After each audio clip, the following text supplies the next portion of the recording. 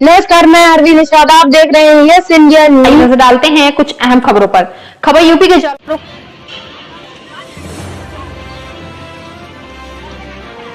खबर जालौन की कालपी से है, जहां नवरात्रि के पवित्र दिनों में मां दुर्गा साक्षात 9 रूपों में प्रकट होकर भक्तों के कष्ट हारते हुए उनकी सभी मनोकामनाएं पूरी करती हैं।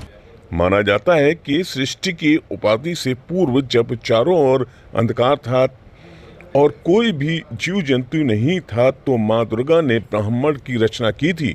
इसी कारण देवी स्वरूप को आदिशक्ति मां जगदम्बा के नाम से भी अभिहित किया जाता है।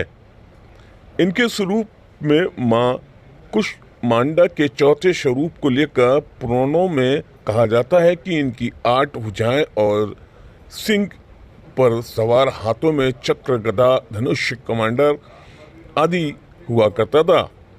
देखें एक रिपोर्ट।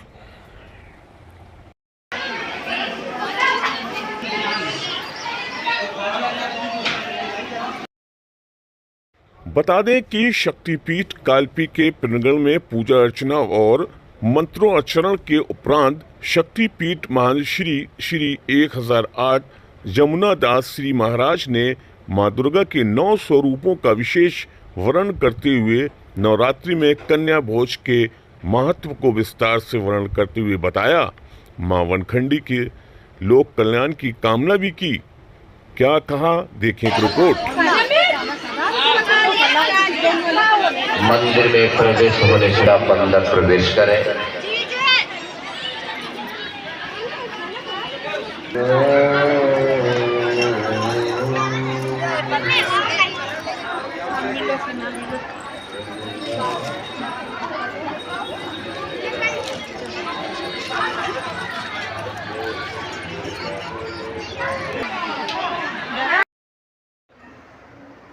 महाराज, जैसा कि हमें ज्ञात हुआ है कि यहाँ पे माँ बनखंडी मंदिर बहुत ही सिद्ध मंदिर माना जाता है।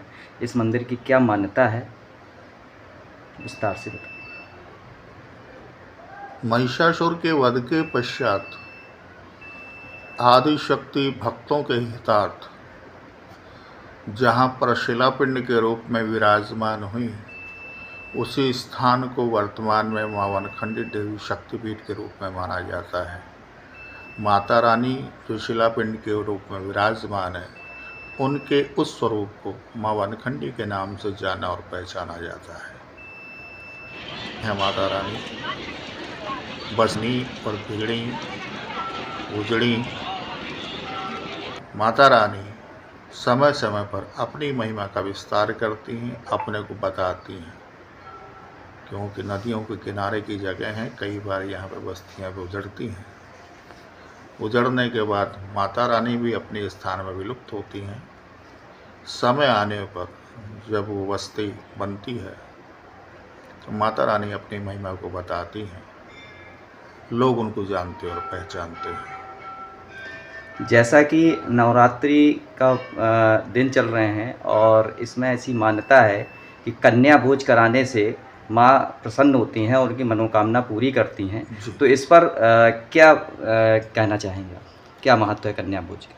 माता रानी के स्वरूप को हम कन्या के रूप में पूजते हैं देवता। कौमारी कन्या को हम माता रानी के रूप में मानते हैं, उनका पूजन करते हैं, उसी को मानकर। अवस्था के हिसाब से मेरे ख्याल से सनातन संस्कृति में 7 या 8 वर्ष का उसमें प्रचलन है।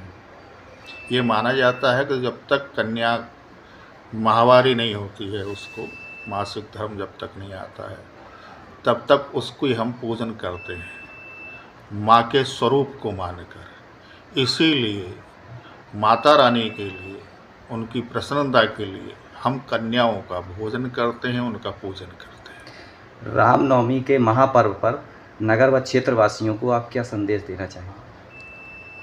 भगवान प्रभु श्री राम आप सभी का कल्याण करें, उनका वरद हस्त आप पर सदैव बना रहे। खबरों को देखने के लिए जुड़ा रहा हमारे चैनल।